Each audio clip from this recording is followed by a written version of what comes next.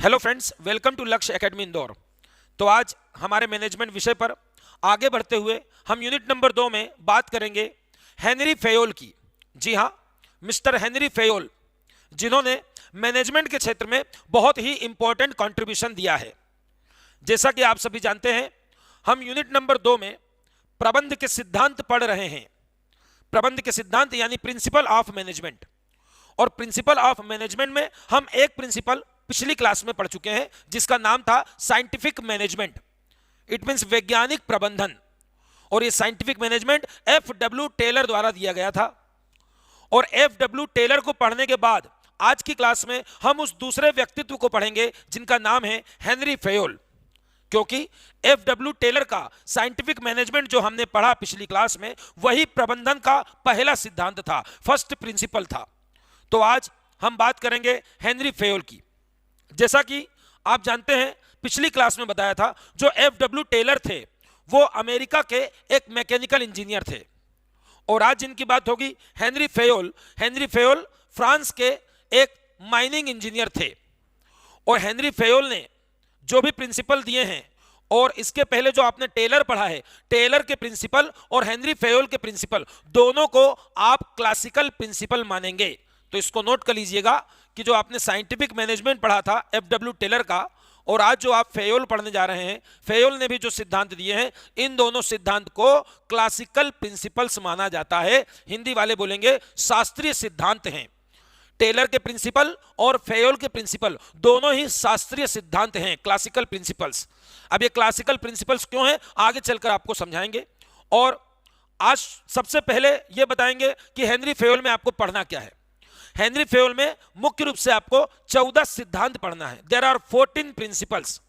Henry Fayol ने 14 सिद्धांतों की एक लिस्ट दी है कि प्रबंधन के ये सिद्धांत जो कि सभी संगठन में मान्य होंगे, सभी ऑर्गेनाइजेशन में ये मान्य होंगे। इसके अलावा कुछ और बातें हेनरी फेयोल की। तो शुरू करते हैं।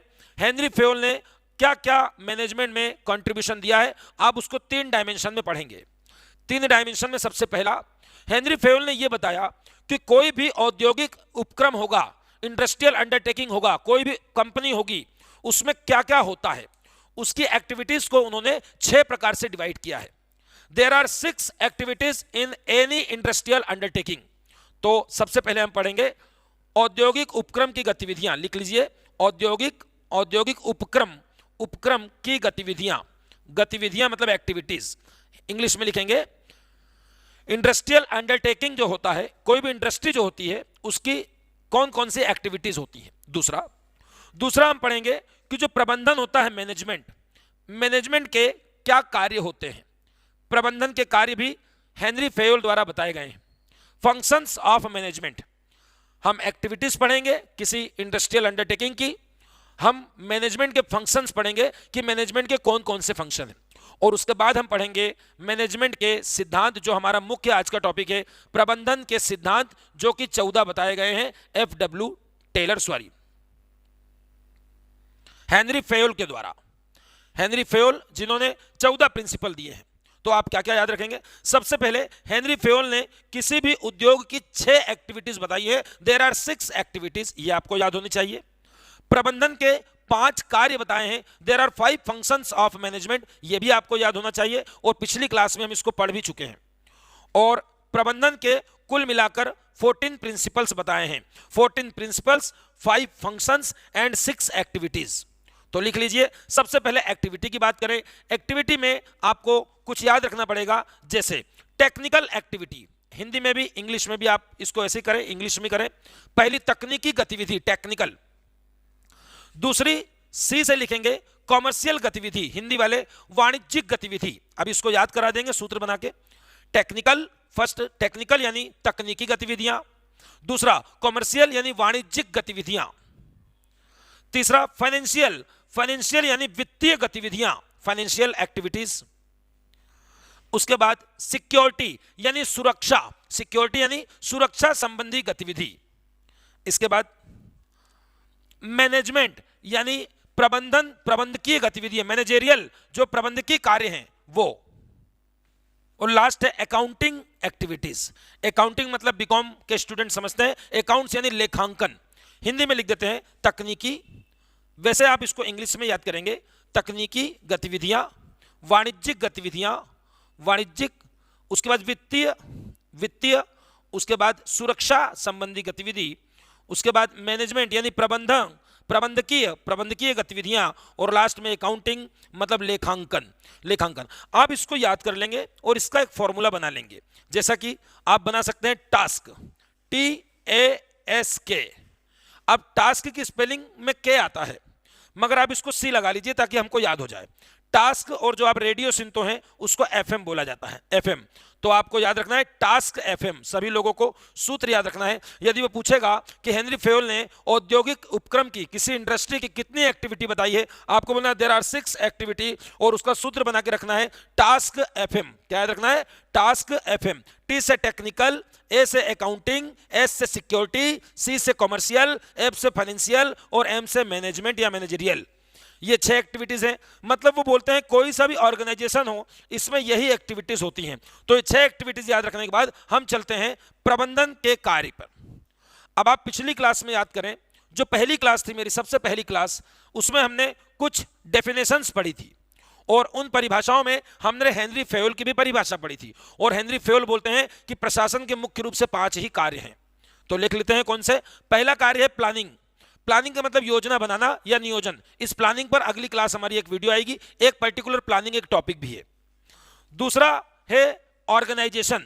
ऑर्गेनाइजेशन यानी संगठन, हिंदी में संगठन, इंग्लिश में ऑर्गेनाइजेशन। इस पर भी हमारी एक वीडियो क्लास होगी, यह भी पर्टिकुलर एक टॉपिक है, प्लानिंग, ऑर्गेनाइजेशन। तीसरा काम उन्होंने बताया है कमांडिंग। कमांड यानी आदेश। मैंने आपको बताया था कि आप कमांड को ऑर्डर या आदेश को ऑर्डर ना बोले, कमांड ही बोले जब तक मैनेजमेंट पढ़े। सी का मतलब कमांड होगा, कमांड यानी आदेश होगा। अगला सी बोलता है कोऑर्डिनेशन। कोऑर्डिनेशन यानी समन्वय, हिंदी में समन्वय। और लास्ट वाला सी बोलता है कंट्रोलिंग। कंट्रोलिंग इट मींस नियंत्रण। आप सभी हिंदी मीडियम छात्रों से मेरा अनुरोध है कि आप इसे इंग्लिश में ही करें। तो आपको हमने पिछली क्लास में बोला था कि जब भी हेनरी फेयोल के बारे में पूछेगा तो आप बोलेंगे POC3। क्या बोलते हैं इसको? इसको इसी फॉर्म में उसने बताया भी था कि POC3 it means planning, organisation, commanding, coordination and controlling. फिर से लिख लीजिएगा, हिंदी मीडियम में प्लानिंग का मतलब नियोजन होता है, नियोजन। ऑर्गेनाइजेशन का मतलब संगठन होता है, संगठन। कमांडिंग का मतलब आदेश देना होता है, आदेश देना। कोऑर्डिनेशन का मतलब समन्वय होता है, समन्वय। एंड नियंत्रण यानी कंट्रोलिंग।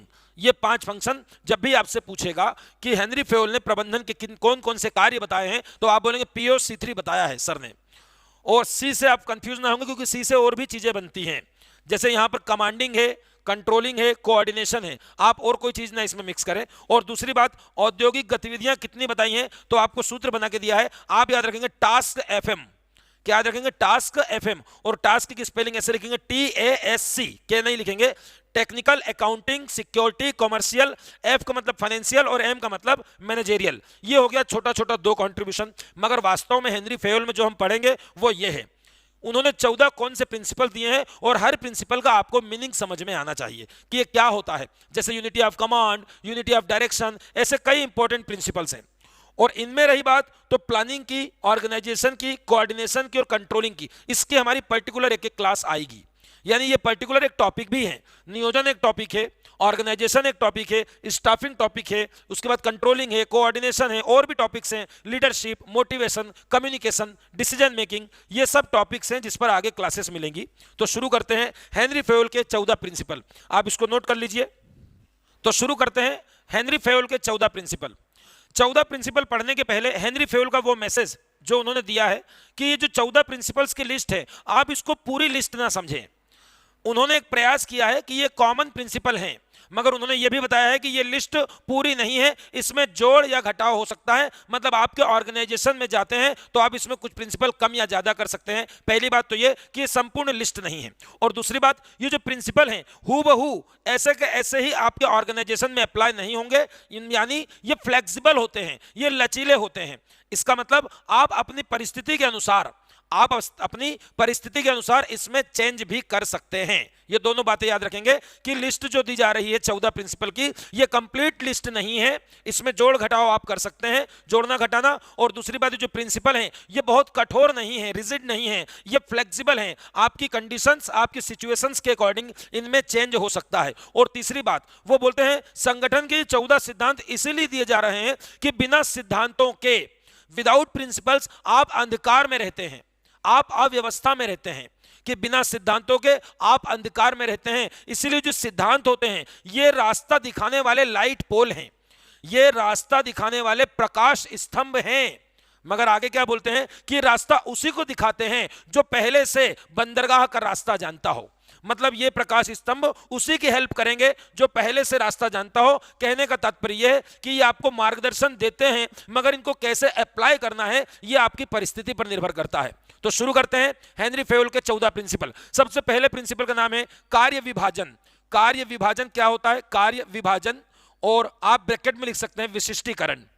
विशिष्टीकरण ऐसे कैसे लिखना है हिंदी में, इंग्लिश मीडियम वाले? डिवीजन ऑफ वर्क, इसको बोलते हैं division of work and specialisation.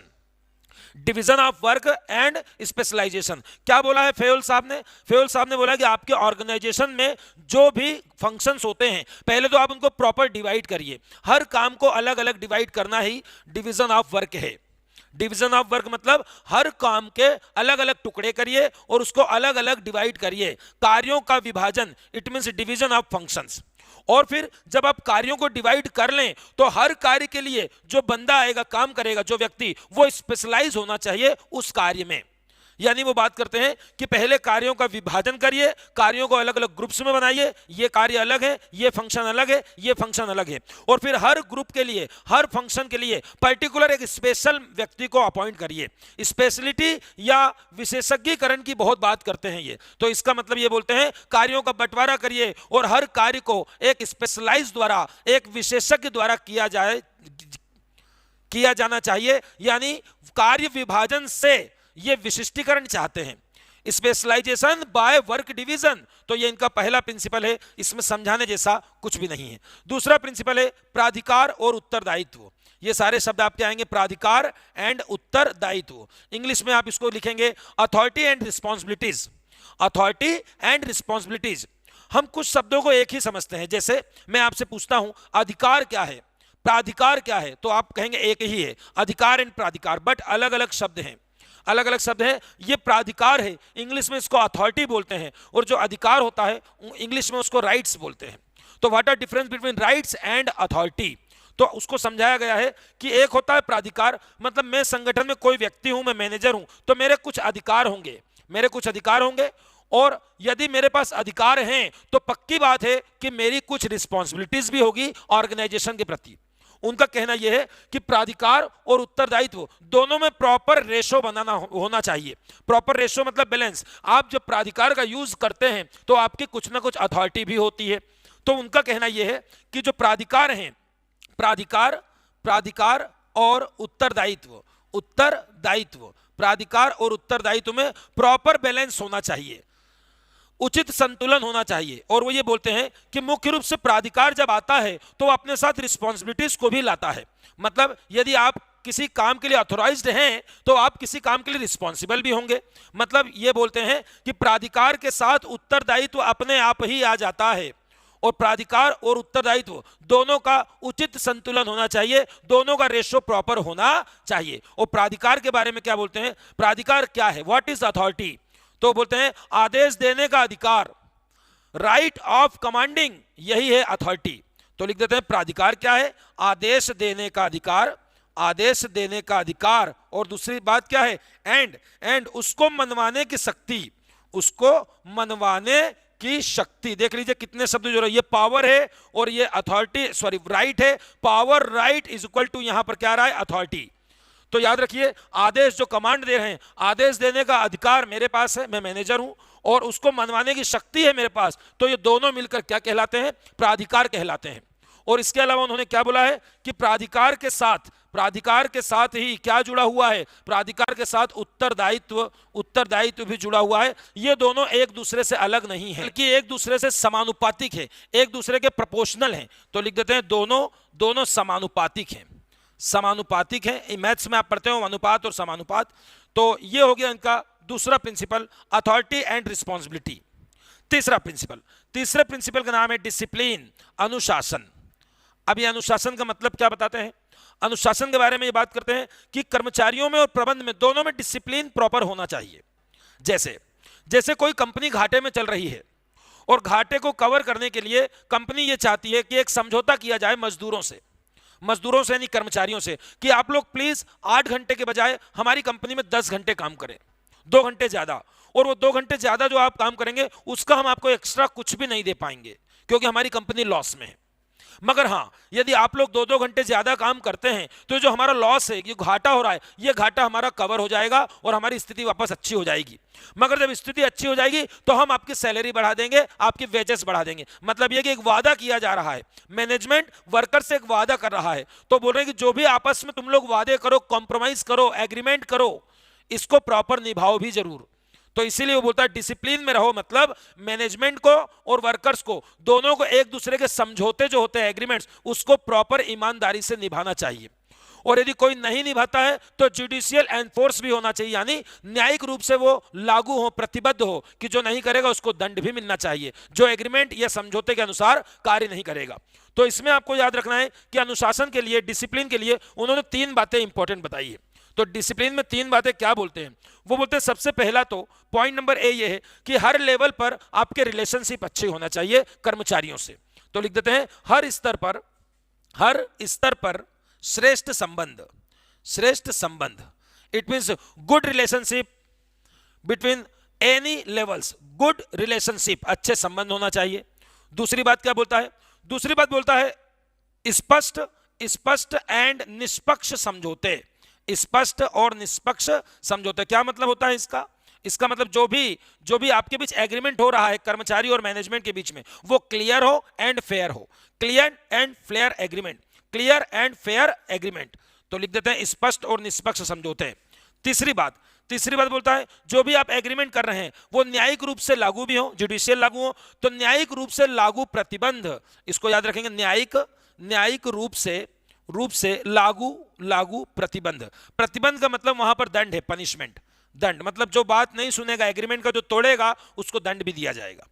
तो जुडिशियल एनफोर्सेबल हो, जो भी एग्रीमेंट हो वो जुडिशियल एनफोर्सेबल हो, न्यायिक रूप से लागू हो। तो 3 चीज देख लीजिए, हर स्तर पर श्रेष्ठ संबंध यानी गुड रिलेशनशिप होना चाहिए। दूसरी बात, जितने आपके भी समझौते हो वो क्लियर हो, उसमें कोई कंफ्यूजन ना हो, क्लियर और फेयर हो, स्पष्ट और निष्पक्ष हो। और तीसरी बात बोलता है जो भी आप समझौते करें वो न्यायिक रूप से लागू होने चाहिए। ये बात करता है वो अपने प्रिंसिपल नंबर 3 में। ये होगा प्रिंसिपल 3। एक बार तीनों को अच्छे से रिवाइज कर लीजिए। पहले में क्या बोला था? कार्य विभाजन, मतलब डिवीजन ऑफ वर्क, हर कार्य को बांटिए और हर कार्य पर एक स्पेशलिस्ट को खड़ा करिए, जर्नलिस्ट को नहीं, स्पेशलिस्ट को खड़ा करिए, विशेषज्ञ को। और इसका मतलब पहले वाले से वो बोलता है स्पेशलाइजेशन बाय वर्क डिवीजन, यानी वो कार्यों के विभाजन के द्वारा क्या चाहता है? कार्यों के विभाजन के द्वारा वो विशिष्टीकरण चाहता है।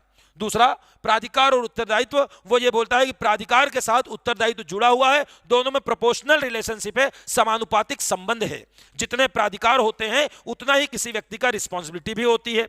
तीसरा, डिसिप्लिन, और डिसिप्लिन के लिए 3 बातें वो सिखाता है। चौथी बात बहुत इंपॉर्टेंट है, इसका चौथा प्रिंसिपल, वो खुद बोलता है कि मेरा चौथा जो प्रिंसिपल है वो 14 में सबसे इंपॉर्टेंट है, आदेश की एकता। 5वां भी लिख देते हैं, निर्देश की एकता। अब आप इन दोनों में कंफ्यूज होते हैं और आपसे कॉमन ही पूछ लिया जाए व्हाट आर डिफरेंस बिटवीन आदेश एंड निर्देश, आदेश और निर्देश में क्या अंतर है? तो मैक्सिमम इंटरव्यू में पूछ लेते हैं what are difference between command and direction.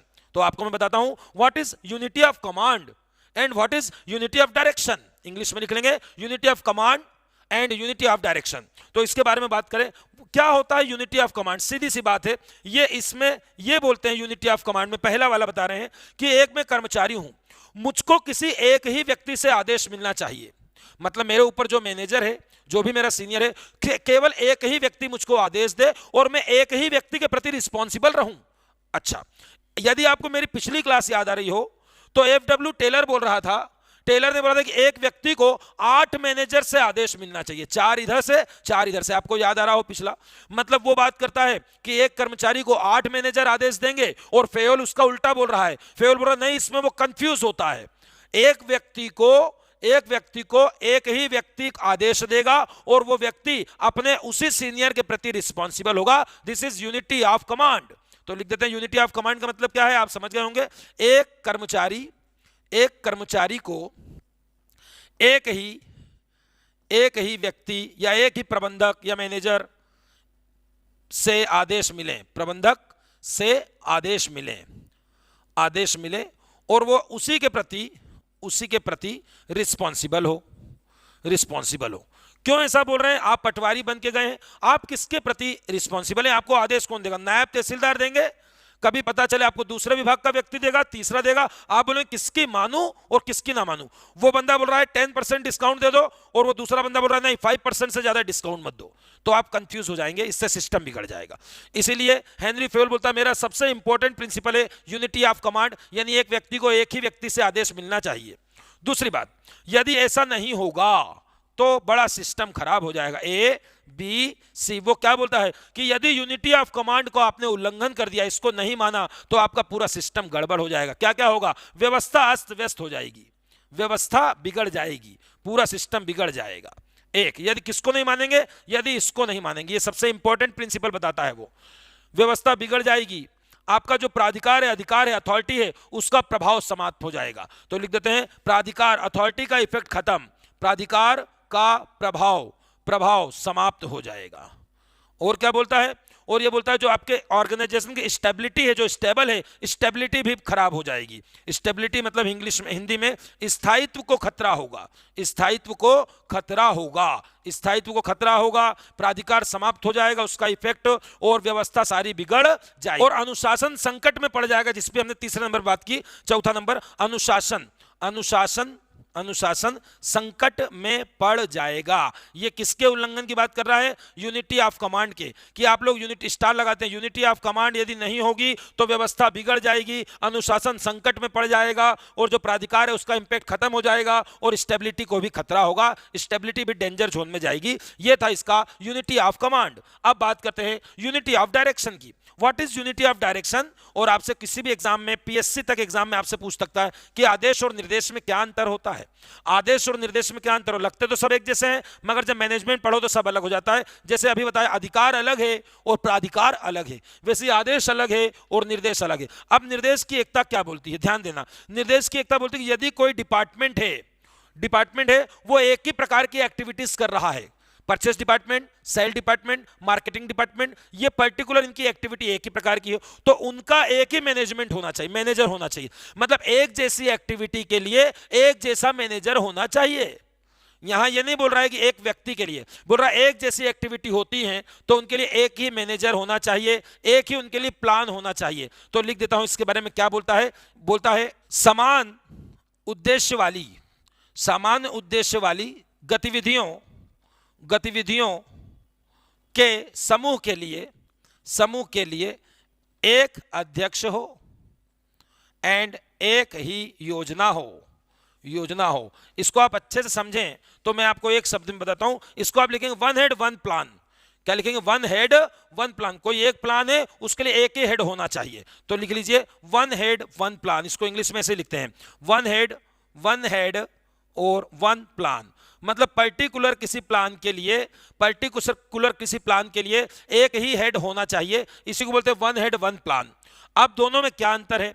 वो बोलता है कि ये जो निर्देश की एकता है, ये यूनिटी ऑफ जो डायरेक्शन है, जो मैंने अभी लिखा है कि एक जैसी एक्टिविटी है, तो जैसे अभी सेल डिपार्टमेंट है तो सेल डिपार्टमेंट का प्लान और मैनेजर वो अलग ही होना चाहिए। जैसा कि आपको याद आ रहा है, टेलर ने भी लगभग यही बात बोली थी कि मेंटेनेंस वाला अलग हो, सेल्स वाला अलग हो, आपको याद टाइम एंड कॉस्ट वाला अलग हो। वही बात यहां पर लगा रहा है कि वन हेड वन प्लान होना चाहिए। और ये भी बोल रहा है कि यूनिटी ऑफ जो डायरेक्शन आप पढ़ रहे हैं 5वें नंबर पे, ये चौथे नंबर के बगैर नहीं हो सकता। मतलब ये आदेश की एकता के बिना संभव नहीं है। मतलब यूनिटी ऑफ डायरेक्शन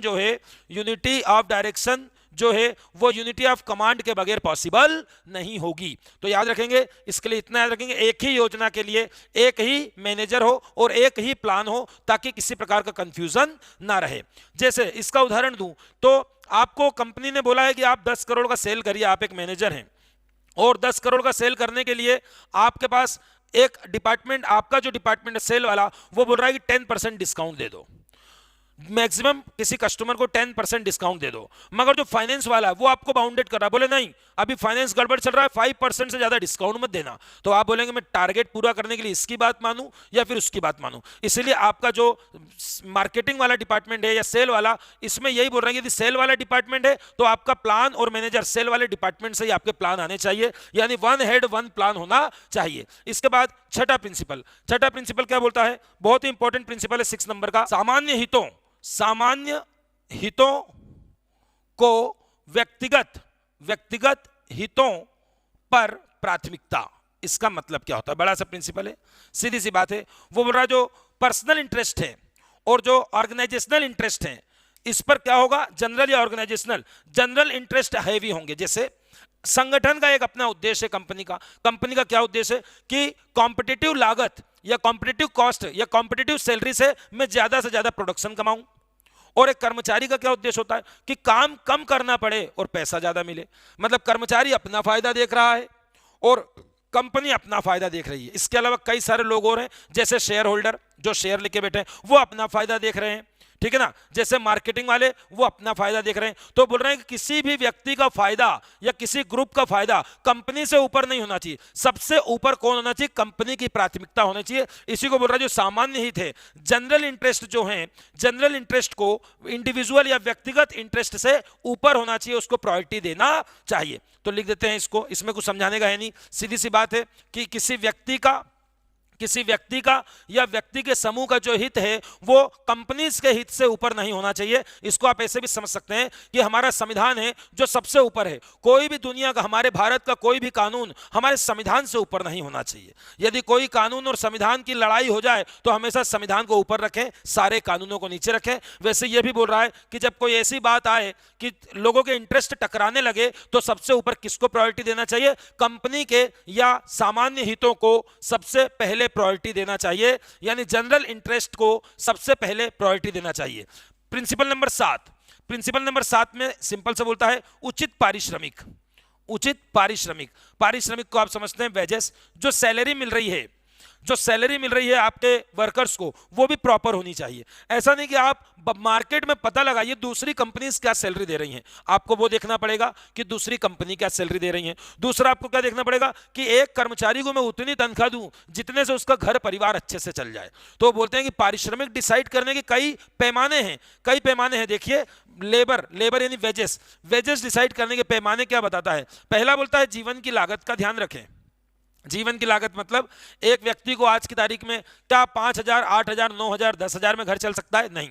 तो एक व्यक्ति को घर चलाने के लिए कितने पैसों की जरूरत है, कम से कम उसको उतना दीजिए, तभी वो आपकी कंपनी में रुकेगा, वरना कभी भी भाग जाएगा छोड़ के। दूसरा वो बोलता है कर्मचारियों की संख्या, कर्मचारियों की उपलब्धता का मतलब होता है कि यदि कर्मचारी बहुत ज्यादा हैं आपके पास तो आप सैलरी कम कर सकते हैं, और यदि कर्मचारियों की कमी है, मार्केट में वर्कर्स मिल नहीं रहे हैं, बहुत प्रॉब्लम आ रही, तो आप थोड़ा सैलरी बढ़ाइए, तभी आपके यहाँ रुकेंगे। क्योंकि मार्केट में वर्कर्स की कमी है, इसका मतलब आपको थोड़ा सैलरी बढ़ाकर देना पड़ेगी। इसका मतलब होता है कर्मचारी पर्याप्त हैं, ज्यादा है या फिर वर्कर्स की मार्केट में कमी चल रही है। जैसे कई बार मजदूरों की कमी आ जाती है, लोग मजदूर नहीं मिल पाते उतने, तो वहां पर सैलरी बढ़ाना पड़ जाती है।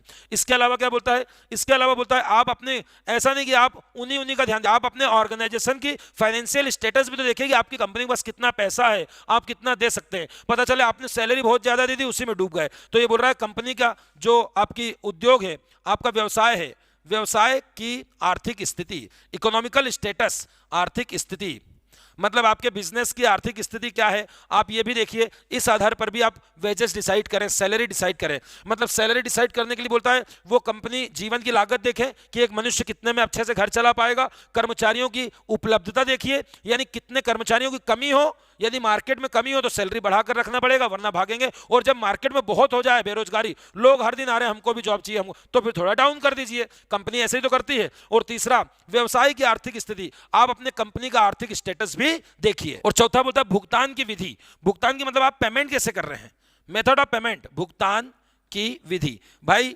आपको पहले भी मालूम है कि टेलर साहब बोल गए थे डिफरेंशियल पीस रेट सिस्टम, याद आ रहा हो, डिफरेंशियल पीस रेट सिस्टम मैंने बताया था, जिसको बोलते हैं एक पेन बनाएगा तो इतने पैसे, दो पेन बनाएगा तो दिन भर की सैलरी नहीं मिलेगी कि आप कल से जॉब पे आ जाओ 15,000 सैलरी, आप काम ही नहीं करते हो, बीच में सोते हो, टाइम पास करते हो, क्यों ना मैं आपको टारगेट दूं 20 पेन बनाना पड़ेंगे एक दिन में, आपको इतनी सैलरी, 19 बनाओगे तो इतनी सैलरी मिलेगी, 18 बनाओगे, मतलब एक पीस के हिसाब से सैलरी दो, इसी को बोलते हैं differential piece rate. Piece rate मतलब एक पीस बनाऊंगा तो कितने, दो पीस बनाऊंगा तो कितने। तो टेलर टेलर की तरह इन्होंने भी बोला है कि भुगतान की विधि पर डिपेंड करता है कि आप कैसे दे रहे हैं। और इन्होंने क्या क्या बोला, इन्होंने भुगतान की विधि समय दर से भी दे सकते हो। समय विधि क्या होती है, समय दर मतलब 8 घंटे काम करोगे तो इतने पैसे, 6 घंटे काम करोगे तो इतने पैसे, घंटे के हिसाब से पैसे मिल रहे हैं। दूसरा बोल रहा है टेलर वाला भी मुझको ठीक लगा, पीस रेट, वो बोल रहे हैं टेलर वाला पीस रेट भी मुझको अच्छा लगा कि एक पीस बनाने पर इतना पैसा। तीसरा वो बोल रहे हैं बोनस भी आप देखिए, बोनस विधि भी आप यूज कर सकते हैं जिसमें आपको बोनस मिलता है कि आप ज्यादा काम करेंगे तो इतना बोनस मिलेगा। चौथा वो बोलता है कई कंपनी में प्रॉफिट शेयरिंग होती है, लाभ का बंटवारा, ये भी कई जगह होता है कि भैया सीधी सी बात है आपको हम टारगेट दे रहे हैं, आप हमको प्रॉफिट दो, जितना हमारी कंपनी प्रॉफिट में आएगी उसका 2% तुम्हारा, ठीक है ना, कई लोग परसेंट पे काम करते हैं, कमीशन पे। और तीसरा बोल रहा है नॉन फाइनेंशियल भी हो सकता है। नॉन फाइनेंशियल मतलब गैर वित्तीय का मतलब पैसे नहीं देंगे और दूसरी सुविधा दे रहे हैं, आप इतना काम करिए, आपका ये बीमा कराएंगे, आपको मकान देंगे, फ्लैट देंगे, जो भी XYZ। तो नॉन फाइनेंशियल मतलब बिना पैसे के और भी तरीके से आपको ट्रिप दे रहे हैं, सिंगापुर की, बाली की, तो इन सब चीजों का ध्यान रखना है। ये भुगतान विधि कई प्रकार की बता रहा है। तो सीधी सी बात, सब बात किसकी कर रहा है, बात कर रहा है कि आप जो भी कर्मचारी को पैसे दे रहे हैं, जो सैलरी दे रहे हैं, उसके लिए कई चीजें देखना पड़ेंगी। जीवन की लागत क्या है देखिए, कर्मचारी की संख्या कितनी है, कम ज्यादा वो देखिए, व्यवसाय की आपके यहाँ कंडीशन, आपकी कंपनी की क्या है वो देखिए, और आपकी भुगतान की विधि क्या है, ये सब देखकर आप प्रॉपर सैलरी डिसाइड करिए, क्योंकि सैलरी बहुत बड़ा इंपॉर्टेंट फैक्टर है। यदि सैलरी से वो संतुष्ट है तो ही आपके यहाँ रहेगा, वरना कभी भी 6 महीने बाद गायब होगा। जहां सैलरी कम है तो वो करता रहेगा आपके काम, जैसे कोई कंपनी खुली और ऑफर आया उसने आपका रिजाइन दिया और आपके यहाँ से एकदम गायब होगा, फिर आपका प्रोडक्शन में प्रॉब्लम आएगी। तो ये हो गया 7 पॉइंट। कितने पॉइंट होगा एक बार फिर से रिवाइज करेंगे, छोटे छोटे पॉइंट से। सबसे पहला कार्य विभाजन, कार्यों को बांटिए। दूसरा प्राधिकार उत्तरदायित्व दोनों संतुलित होना चाहिए, समानुपातिक होना चाहिए। तीसरा डिसिप्लिन, और चौथा यूनिटी ऑफ कमांड। पांचवा unity of direction. Unity of command and unity of direction, इन दोनों में अंतर याद रखेंगे। यूनिटी ऑफ कमांड मतलब एक व्यक्ति को एक ही व्यक्ति से आदेश मिले, और यूनिटी ऑफ डायरेक्शन का मतलब एक जैसी एक्टिविटीज के लिए एक ही जगह से आदेश भी आए और एक ही जगह से प्लान आए। यदि एक्टिविटीज एक जैसी हैं तो प्लान के लिए वन हेड वन प्लान, क्या शब्द दिया मैंने, वन हेड वन प्लान। और अगला दिया है कि सामान्य हितों को व्यक्तिगत हितों के ऊपर रखें, मतलब जो जनरल इंटरेस्ट है वो हमेशा ऊपर रहे, पर्सनल इंटरेस्ट नीचे रहे, हमेशा कंपनी का हित ऊपर रहना चाहिए। और उसके बाद उचित पारिश्रमिक। 8वें नंबर की बात करता है केंद्रीकरण वर्सेस विकेंद्रीकरण। बहुत इंपॉर्टेंट टॉपिक है, आगे एक पूरी क्लास मिलेगी, इसको इंग्लिश में बोलते हैं सेंट्रलाइजेशन वर्सेस डिसेंट्रलाइजेशन। तो लिख देते हैं केंद्रीकरण क्या होता है, केंद्रीकरण बनाम विकेंद्रीकरण। आपसे कोई भी पूछ सकता है कहीं भी कि what is centralisation and what is decentralisation. तो एक लाइन में समझा देते हैं, मैं मैनेजर हूं, सारे अधिकार मेरे पास, मैं कंपनी का मालिक हूं, सारी अथॉरिटी यदि मेरे पास रहेगी तो ये सेंट्रलाइज है, इसको सेंट्रलाइजेशन बोलते हैं, इसी को केंद्रीकरण बोलते हैं। और यदि मैं अपने अधिकार, जो भी मेरे राइट्स हैं, वो मेरे सबऑर्डिनेट्स को भी बांट रहा हूं कि चलो तुम भी थोड़े अधिकार ले लो, तुम भी अपना काम करो, तुम भी अधिकारों का बंटवारा हो रहा है, अलॉटमेंट ऑफ अथॉरिटीज हो रहा है, मेरे सबऑर्डिनेट्स को मैं अपने अधिकार दे रहा हूं, तो इसको डिसेंट्रलाइजेशन बोलते हैं। मतलब सारे अधिकार एक ही व्यक्ति में सेंट्रलाइज होना, केंद्रित होना, सेंट्रलाइजेशन। और अधिकारों का बंटवारा मतलब allotment of authorities, it is decentralisation, विकेंद्रीकरण। छोटा सा एग्जांपल देते हैं, भारत में पंचायत क्या है, नगर निगम क्या है। भारत में पंचायत एंड नगर निगम को डिसेंट्रलाइजेशन ही तो बोला जाता है। मतलब विधायक ने, जो भी भोपाल है हमारे मध्य प्रदेश का, भोपाल अभी इंदौर की सड़क सुधारना है तो नगर निगम सुधारेगा इंदौर का। तो जब पहले नगर निगम नहीं थी तो भोपाल से ही होता होगा काम, शासन से, ठीक है। तो शासन ने क्या किया, अपने जो अधिकार थे वो गांव वालों को दे दिए कि लो गांव में सरपंच बना लो और गांव की सड़क बना लो, गांव के लिए आंगनबाड़ी केंद्र बना लो। मतलब अधिकारों को दूसरे को सौंपना, अपने अधिकारों को अपने सबऑर्डिनेट को दे रहे हैं, उनको डिसीजन मेकिंग का राइट्स दे रहे हैं कि आप ही डिसीजन लो और आप ही काम करो। इसको बोलते हैं डिसेंट्रलाइजेशन। और ये सबसे बड़ा क्वेश्चन मार्क है कि कितना सेंट्रलाइज हो और कितना डिसेंट्रलाइज हो, क्या इसका कोई प्रॉपर रेशो है? तो ये सभी जगह एक बहुत गंभीर मुद्दा है कि हम अपने आप को कितना सेंट्रलाइज रखें और कितना डिसेंट्रलाइज रखें। तो देखिए, आप यहां पर फेयोल द्वारा बोला गया है कि आपके संगठन की कंडीशन पर डिपेंड करता है कि आप कितना सेंट्रलाइज होते हैं और कितना डिसेंट्रलाइज होते हैं। तो याद रखेंगे, इस पर आगे चल के एक पूरी वीडियो क्लास दूंगा, सेंट्रलाइजेशन एंड डिसेंट्रलाइजेशन। 9 नंबर पे क्या बोलता है? 9 नंबर पे बोलता है सोपान श्रृंखला। अब ये सोपान शब्द बार बार आएगा मैनेजमेंट में, सोपान, सोपान श्रृंखला, श्रृंखला। भाई सोपान श्रृंखला क्या होती है ये बता देता हूं, ये रही सोपान श्रृंखला, ये सोपान श्रृंखला है। आप कोई भी ऑर्गेनाइजेशन देखें, इंग्लिश में बोलते हैं लाइन ऑफ अथॉरिटी, हायरार्की भी बोलते हैं और लाइन ऑफ अथॉरिटी भी बोलते हैं, hierarchy and line of authority. आप देखेंगे जितने भी संगठन है बेटा, चाहे पुलिस की बात कर लो, पटवारी की, देखो पटवारी की बात करें, ये रहे आप लोग पटवारी बनोगे, आप यहां जाओगे, देख लो आराम से, आपके ऊपर बहुत सारे अधिकारी। ये रहा आपका हेड जिसका नाम है कलेक्टर, आप सब कलेक्टर के डिपार्टमेंट में हो। ये कौन सा डिपार्टमेंट बना है? ये पटवारी का डिपार्टमेंट है, इसको टैक्स डिपार्टमेंट बोलते हैं। आप लोग टैक्स डिपार्टमेंट में जा रहे हैं और टैक्स डिपार्टमेंट का सबसे लोएस्ट जो पोस्ट है उसी को पटवारी बोला जाता है। आप पटवारी के प्रभाव में बहुत है कि पटवारी का बहुत प्रभाव है, मगर पटवारी टैक्स डिपार्टमेंट का सबसे छोटी पोस्ट होती है, क्योंकि टैक्स डिपार्टमेंट की सबसे बड़ी पोस्ट कलेक्टर की होती है, जिसके लिए आपको यूपीएससी का एग्जाम देना होता है। तो अब देखिए क्या है, ये बोल रहा है कि जैसे यहां से यहां अधिकारी एक के बाद एक ये सब नीचे आते जाएंगे, तो ये कौन है? ये जूनियर है।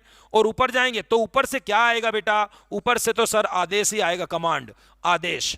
और नीचे से क्या जाएगी? नीचे से सर रिपोर्ट जाएगी, रिपोर्ट। ये याद रखें, नीचे से क्या जा रही है? रिपोर्ट।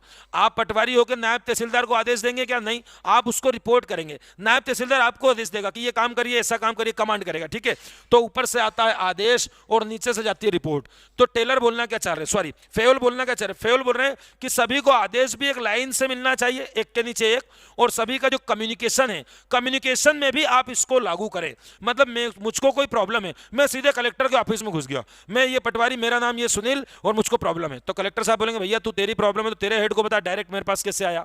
मतलब तू डायरेक्ट यहां पर कैसे आया, यहां पर कैसे आया? तेरे ऊपर कौन है? तू उसको प्रॉब्लम बताएगा, वो उसको बताएगा, वो उसको बताएगा। मतलब जो बात कर रहे हैं आप जो कम्युनिकेट कर रहे हैं वो अपने हेड से करिए, आप डायरेक्ट किसी हेड पे मत जाइए, मैं तो सबसे बड़ा अधिकारी करने जा रहा हूं, ठीक है ना। तो ये बोलता है टेलर कि भले ही इसमें टाइम लगता है मगर इससे प्रॉपर चलता है। तो वो बोलता है कि जो डिसीजन मेकिंग है, जो कंट्रोलिंग है, डिसीजन मेकिंग है, वो सब ऊपर से नीचे आ रही है, मगर यहां पर ध्यान रखना कम्युनिकेशन की बात करता है वो। कम्युनिकेशन मतलब संचार में, संचार मतलब बातचीत करना, अपनी रिपोर्ट देना, संचार में भी हमको इस लेवल को फॉलो करना चाहिए। मगर फेयोल खुद ही बोलता है कि इसमें कई बार लेट हो जाता है, कि जैसे आपको इस अधिकारी से कुछ पूछना है, इस अधिकारी से, और आप यहां पर हैं तो आप डायरेक्ट नहीं पूछ पा रहे हैं, आप पूछ रहे हैं इनसे, ये पूछ रहे हैं उनसे और वो पूछ रहे हैं उनसे, 4 स्टेप दूर है।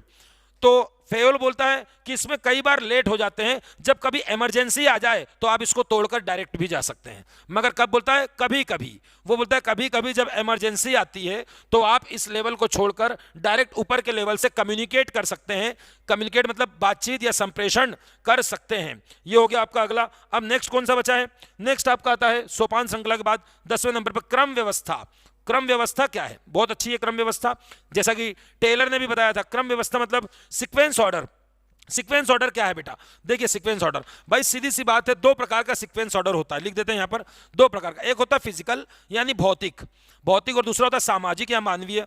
सामाजिक या मानवीय, इंग्लिश में बात करते हैं ह्यूमन या social and physical, physical and social या फिर फिजिकल एंड ह्यूमन। क्या होता है बेटा? भौतिक मतलब मैंने आपको बताया था कि आप एक कंपनी में काम कर रहे हैं, आपको इस पेचकस की जरूरत है, आप बार बार पेचकस से नट टाइट करते हैं, फिर उस पेचकस को वहां रख के आ जाते हैं, फिर वहां से वापस आते हैं, फिर नट टाइट करते हैं। तो भाई आपको बार बार उसकी जरूरत पड़ रही है, तो आप उसका एक जगह बनाइए। तो वो ये बोल रहा है कि हर सामान अपनी सही जगह पर हो। पहली बात तो हर इंस्ट्रूमेंट की अपनी जगह हो, जैसे पेन है, पेन की जगह यहां पर है, मगर पेन आप यहां रख रहे हैं तो गलत है, पेन यहीं रखिए क्योंकि इसकी जगह है। हर सामान की एक जगह हो और हर सामान अपनी जगह पर हो, तो लिख देते हैं भौतिक का मतलब होता है हर उपकरण की जगह हो और हर उपकरण अपनी जगह पर हो। बस सिंपल सी बात है भाई, जो मशीन जहां पे रखना है उसको वहीं रखी रहे, इधर उधर करेंगे तो अव्यवस्था होगी। दूसरी बात इसमें क्या बोलता है, इसमें यही चीज मनुष्य पर लागू होती कि हर मनुष्य अपनी जगह पर हो, हर मनुष्य क्या हो, अपनी प्रॉपर प्लेस पर हो, हर वर्कर अपनी प्रॉपर प्लेस पर हो। तो लिख देते हैं हर व्यक्ति की जगह हो, फिक्स जगह हो और हर व्यक्ति अपनी जगह पर हो। ये सिंपल सी बात है, आपको समझ में आ गया होगा नाम से ही कि भौतिक मतलब हर उपकरण अपनी जगह पर हो, सही जगह पर सही वस्तु इसको बोलते हैं, सही जगह पर सही इंसान इसको बोलते हैं। तो ये हो गया आपका क्रम श्रृंखला, ये हो गया आपके 10 प्रिंसिपल। अब 14 नंबर पे प्रिंसिपल कौन सा है, सॉरी 11 नंबर पे प्रिंसिपल है इनका। अगला प्रिंसिपल है समता। समता एकदम सिंपल है, आप समझते हो, संविधान में भी पढ़ते हो। समता का मतलब होता है इक्वालिटी।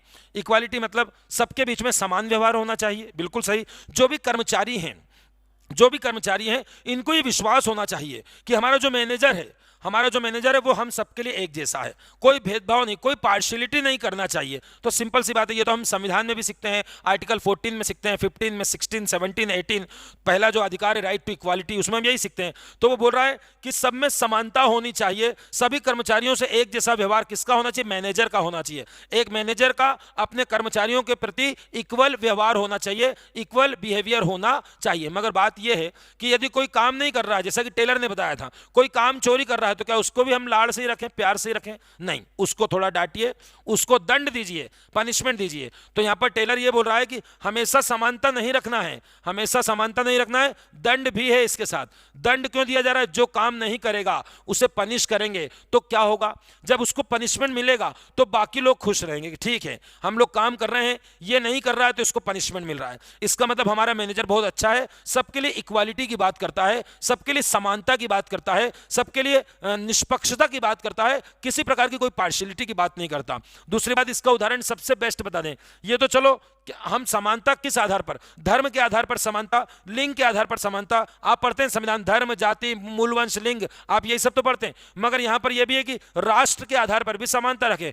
देखिए जो बड़ी बड़ी मल्टीनेशनल कंपनीज हैं उसमें जरूरी नहीं कि इंडियंस ही काम कर रहे हैं, इसी डिपार्टमेंट में एक जापानी काम कर रहा है, एक इंडियंस काम कर रहा है, एक अमेरिका का, मतलब मल्टीनेशनल कंपनीज में कई सारे देशों के लोग एक साथ काम करते हैं। यह सबसे बेस्ट एग्जांपल होता है कि वहां पर उनको इक्वालिटी का माहौल मिलता है, तभी वो लोग वहां पर टिक पाते हैं। अगला 12 नंबर का पॉइंट क्या कहता है? 12 नंबर का पॉइंट बोलता है कि कार्यकाल की स्थिरता, very important, stability of tenure, ये बहुत अच्छा है। कार्यकाल की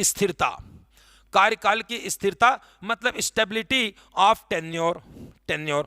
अब ये स्टेबिलिटी ऑफ टेन्योर क्या है? देखिए भाई, आप यदि प्राइवेट नौकरी कर रहे हैं तो आपको ये बात मालूम होगी कि आप प्राइवेट नौकरी करते हो तो आपके मन में एक डर रहता है कि ये कभी भी अपने को निकाल देंगे, यार अभी तो अच्छी सैलरी दे रहे हैं, अभी जरूरत है ना, कल को ऐसा नहीं हो कि इनको सस्ती लेबर मिल जाए। मान लो मैं 50,000 की जॉब कर रहा हूं और कल को मिल गया कोई मेरे जैसा बंदा मैनेजर कि सर मैं 30 में ही कर लूंगा सर, तो बोलेंगे सुनील सर आप निकल जाओ, आपकी अब कोई जरूरत नहीं, क्योंकि आपके जैसा काम करने वाला बंदा हमको 30,000 में मिल रहा है।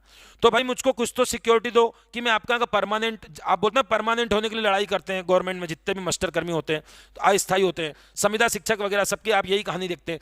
तो भैया उसके जब तक उसको अब उसके टेन्योर का विश्वास नहीं होगा कि मैं यहां से कंपनी से निकाला नहीं जाऊंगा क्योंकि मेरी कंपनी मुझको निकालेगी नहीं, मैं परमानेंट हूं, तो इसलिए बोल रहे हैं कि टेन्योर का ध्यान रखें ताकि वो उसके मन में कोई काम आता है तो कोई भी काम आपके यहाँ, जैसे आपने किसी कंपनी में किसी कर्मचारी को रखा तो उसको पहले तो आप प्रॉपर ट्रेनिंग देंगे, आपका ट्रेनिंग में बहुत सारा पैसा खर्च होगा, ठीक है ना। उसके बाद अब वो आएगा कंपनी में काम करेगा तो उसको प्रॉब्लम्स भी आएगी, मतलब धीरे धीरे वो काम करते करते आपका बहुत बढ़िया वर्कर हो जाएगा, फिर उसका नाम चलने लगा, रहे ये 10 साल से कंपनी में काम कर रहे हैं, इनको बहुत नॉलेज है, कोई सा भी पेचकस उठाते, कोई सा भी नट सही कर देते हैं, तो भाई सीधी सी बात उसको अनुभव मिलेगा।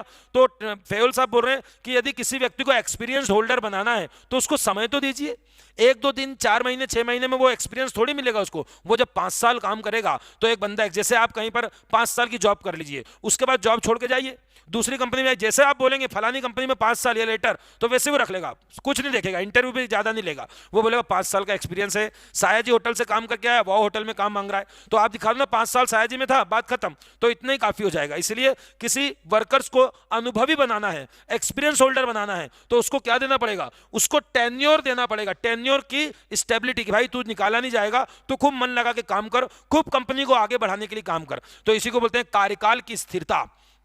कार्यकाल की स्थिरता क्या करती है, कार्यकाल की स्थिरता कर्मचारियों के मन में संतुष्टि देती है, सेटिस्फेक्शन देती है, और वो सेटिस्फेक्शन के लिए बहुत कुछ सीख जाते हैं और कंपनी के लिए बहुत फायदे का काम करने लगते हैं। तो ये हो गया 13 नंबर। 13 नंबर की बात करें, पहल का सिद्धांत। पहल का सिद्धांत बहुत इंपॉर्टेंट है, ये भी टेलर का उल्टा है। पहल का सिद्धांत, पहल का मतलब होता है कोई भी व्यक्ति इनिशिएटिव बोलते हैं इसको, इनिशिएटिव। कोई भी व्यक्ति भाई अपने मन से भी कुछ काम कर सकता है। जैसे आपको याद है पिछली क्लास में टेलर ने बोला था कि एक अच्छा मजदूर वही है जो मैनेजमेंट के निर्देश को माने मगर अपनी बुद्धि से कोई काम ना करे, सिर्फ जितना आदेश दे रहे उतना ही करे। मगर ये क्या बुरा नहीं, ऐसा नहीं है। कर्मचारियों के मन में भी बहुत अच्छे अच्छे प्लान्स आते हैं, बहुत अच्छे अच्छे प्लान्स आ सकते हैं, उनको भी प्लान बताइए, उनको बताने का मौका दीजिए कि हमारे मन में सर ऐसा है, इस मशीन को सर इस तरफ घुमा दे तो ज्यादा अच्छा रहेगा, सर इधर से हवा आती है तो मशीन स्लो काम करती, कुछ भी XYZ। तो उनके भी विचारों को सुनिए, और इसलिए बोल रहा है कि पहल का सिद्धांत भी आपको लागू करना पड़ेगा। यदि कोई कर्मचारी अपनी तरफ से कुछ कल्पना कर रहा है, इमेजिनेशन कर रहा है, तो आप उसको सुनना पड़ेगा और प्रॉपर अप्लाई करना पड़ेगा। और यदि किसी कर्मचारी ने कोई अच्छा इमेजिनेशन कर लिया, कोई अच्छी कल्पना कर ली, आपने अप्लाई कर दिया और एक गजब बड़ा फायदा हुआ, तो आप क्या करें, आप उसको प्राइज भी दें, पुरस्कार दें, आप उसको प्रमोशन दें कि तेरी वजह से ये सिस्टम हमारा सही हो गया। तो ये है आपका पहल का सिद्धांत। इंग्लिश में क्या बोलेंगे इसको, इनिशिएटिव एबिलिटी, ध्यान रखेंगे, इनिशिएटिव एबिलिटी, पहल क्षमता भी बोलते हैं इसको। और लास्ट बचा सहयोग या सैन्य भावना। सहयोग इट मींस कोऑपरेशन, ब्रैकेट में सैन्य भावना। सैन्य भावना क्यों लिखा गया, क्योंकि आर्मी में जितनी यूनिटी होती है आप कहीं नहीं देख सकते, ना पुलिस में देख सकते हो, ना कलेक्टर डिपार्टमेंट में, किसी भी डिपार्टमेंट में, ना टैक्स डिपार्टमेंट में। आर्मी में सबसे ज्यादा यूनिटी होती है, आपको पता है हमारे देश की आर्मी। तो वो यही बोल रहा है सहयोग, मतलब सभी लोगों में आपस में कोऑपरेशन होना चाहिए। पूरी जो कंपनी है उन सभी में, कर्मचारियों में, जितने मैक्सिमम कर्मचारी हैं इनमें कोऑपरेशन होना चाहिए। मतलब सीधा बोलता है फेयोल बोलता है कि मैं वाली कोई बात नहीं होना चाहिए, हम वाली बात होना चाहिए। मैं ऐसा नहीं करूंगा, हम सब मिलकर करेंगे। हमारी ये कंपनी, हमारा सबका ऑर्गेनाइजेशनल ऑब्जेक्टिव है, हमारा सबका उद्देश्य, समूह में उद्देश्य, इसलिए मैं वाली भावना नहीं होना चाहिए, हम वाली भावना होना चाहिए। तो ये है हेनरी फेयोल के 14 प्रिंसिपल। पहले एक बार प्रिंसिपल देख लीजिए, फिर लास्ट में एक बात बताना भूल गए कि जो प्रिंसिपल इसने दिए आप देख रहे हैं सब के सब मैनेजर पर ही लागू हो रहे हैं। और आपको यदि पिछली क्लास याद हो, ये बताना भूल गए थे, सुन लीजिए, यदि पिछली क्लास याद हो तो FW टेलर ने जो प्रिंसिपल दिए थे वो सब के सब कर्मचारियों पर लागू हो रहे थे। तो आप एक अंतर और याद रखेंगे कि टेलर ने लोअर लेवल पर बात की है और फेयोल ने अपर लेवल की बात की है। टेलर ने शॉप लेवल पर बात की है और फेयोल ने मैनेजर लेवल पर बात की, मैनेजमेंट लेवल पर बात की है। सीधी सी बात बोलूं तो फेयोल ने जो आज आपने पढ़ा, ये जो 14 प्रिंसिपल है, ये पर्टिकुलर किसी मैनेजमेंट के लिए है, पर्टिकुलर किसी मैनेजर के लिए है। तो 14 प्रिंसिपल वर्कर्स के लिए नहीं है, किसके लिए है बेटा, मैनेजर्स के लिए हैं, यानी मैनेजमेंट के लिए है। तो ये भी याद रखेंगे, टेलर नीचे लेवल का सोचता है, नीचे लेवल पर बात करता है, शॉप फ्लोर पर बात करता है, और हेनरी फेयोल टॉप फ्लोर पर बात करता है। ये इन दोनों में एक अंतर है। और लास्ट एक छोटा सा कि यदि पूछे कि हेनरी फेयोल ने क्या बताया है, हेनरी फेयोल ने बोला एक मैनेजर, जो एक मैनेजर होता है, इतनी देर से मैनेजर की बात करें, एक मैनेजर में कुछ गुण भी होने चाहिए। तो भैया कुछ भी नहीं, आपको मालूम है, सब सिंपल है। एक उसमें शारीरिक गुण होना चाहिए, शारीरिक गुण, ठीक है ना, जिसको फिजिकल बोलेंगे। एक उसमें मानसिक गुण होना चाहिए, मानसिक, जिसको मेंटल बोलेंगे, लिख देता हूं, फिजिकल 1, मेंटल 2। एक उसमें नैतिक गुण होना चाहिए, नैतिक तो आप में भी होना चाहिए, पटवारी बनने जा रहे हैं, अफसर बनने जा रहे हैं, मोरालिटी आपके अंदर होना चाहिए, आपके अंदर नैतिकता नाम के, इंसानियत जिसको आप बोलते हो, मोरालिटी होना चाहिए, ठीक है ना। उसके बाद एक मैनेजर में और कौन से गुण होना चाहिए, सिंपल बात है, एक मैनेजर एजुकेटेड होना चाहिए, पढ़ा लिखा होना चाहिए। तो 2 प्रकार का एजुकेशन होता है, जनरल एजुकेशन और स्पेशल एजुकेशन। जनरल और स्पेशल तो बोल रहा दोनों होना चाहिए। तो एक मैनेजर में सामान्य शिक्षा होना चाहिए, सामान्य शिक्षा यानी जनरल एजुकेशन, और एक मैनेजर में विशेष शिक्षा भी होनी चाहिए, इसका मतलब स्पेशल एजुकेशन। 2 एजुकेशन की बात कर रहा है, जनरल एंड स्पेशल। और लास्ट में बोला सबसे इंपॉर्टेंट बात है, एक मैनेजर अनुभवी होना चाहिए, एक्सपीरियंस होल्डर होना चाहिए। तो 6 आपको याद रखना है, मैं लिख देता हूं, ये फिजिकल, ये मेंटल, ये मोरल, और ये लिख देता हूं, इसको क्या लिखूं, एजुकेशन। इसको क्या लिखते हैं, एजुकेशन। इसको क्या लिखते हैं, एक्सपीरियंस। तो एजुकेशन 2 प्रकार की हो गई, इन दोनों को मैं ई से बता रहा हूं। 2 प्रकार की एजुकेशन, सामान्य शिक्षा और विशेष शिक्षा। तो आप इसको ऐसे याद कर सकते हो ना, कभी आ जाए छाटने को, M² और E²।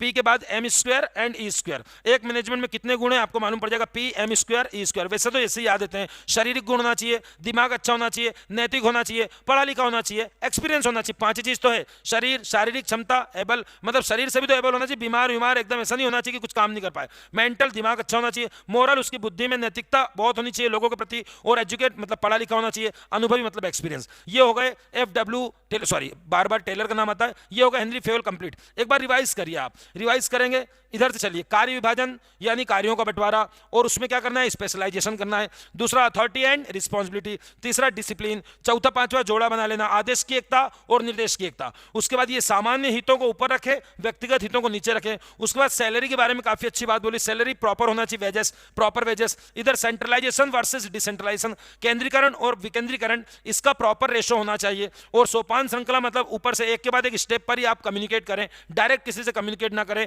इमरजेंसी आए तो डायरेक्ट भी कर लें। और क्रम व्यवस्था मतलब हर वस्तु अपने स्थान पर हो, हर इंसान या हर व्यक्ति भी अपने स्थान पर हो। समता मतलब मैनेजर सबके प्रति समान हो। कार्यकाल की स्थिरता मतलब जो कर्मचारी हैं उनको टेन्योर की कुछ गारंटी दो कि आपको इस कंपनी से नहीं निकालेंगे। उसके बाद पहल का सिद्धांत मतलब कर्मचारी कुछ पहल करता है तो उसका भी आप उसको भी सुनिए, समझिए और उसको प्राइस दीजिए यदि उससे फायदा मिलता है। लास्ट में कोऑपरेशन, गिन लीजिए 1 2 3 4 5 6 7 8 9 10 11 12 13 14। ये 14 प्रिंसिपल आप 2 3 बार रटिए, पढ़िए, कुछ भी कोड बनाइए और इसको रट लीजिए। कभी हेनरी फेयोल आया तो 14 में से कोई सा भी प्रिंसिपल आ सकता है। ये हो गई आज की। एक लास्ट बात और याद रखेंगे कि हेनरी फेयोल को आप बोलेंगे फादर ऑफ जनरल मैनेजमेंट, ध्यान रखेंगे इसको जनरल मैनेजमेंट बोलेंगे। और टेलर ने जो दिया था उसको हमने बोला था फादर ऑफ साइंटिफिक मैनेजमेंट, तो लिख देते हैं फादर ऑफ जनरल मैनेजमेंट किसे कहा जाता है, हेनरी फेयोल को कहा जाता है। और इसी जनरल मैनेजमेंट से किताब भी याद रखना है, जनरल एंड इंडस्ट्रियल मैनेजमेंट, लिख लेना, सामान्य और औद्योगिक प्रबंध, जनरल एंड इंडस्ट्रियल मैनेजमेंट, ये फेयोल की किताब है। इसका ईयर पूछता है तो भी याद रखना 1917 में ये बुक आई थी, मगर फ्रेंच भाषा में आई थी, फ्रेंच में, बट 1929 में इसका इंग्लिश वर्जन आया। तो फेयोल की ये एक ही किताब है जो इंपॉर्टेंट है, general and industrial management, general and industrial management, ये याद रखेंगे। और फेयोल को हमने क्या बोला है, फादर ऑफ जनरल मैनेजमेंट, क्या बोला है, फादर ऑफ जनरल मैनेजमेंट। ये आज की क्लास कंप्लीट हुई, उम्मीद करते हैं समझ में आया होगा। अब मिलते हैं अगली क्लास में, जब तक के लिए जय हिंद, जय भारत।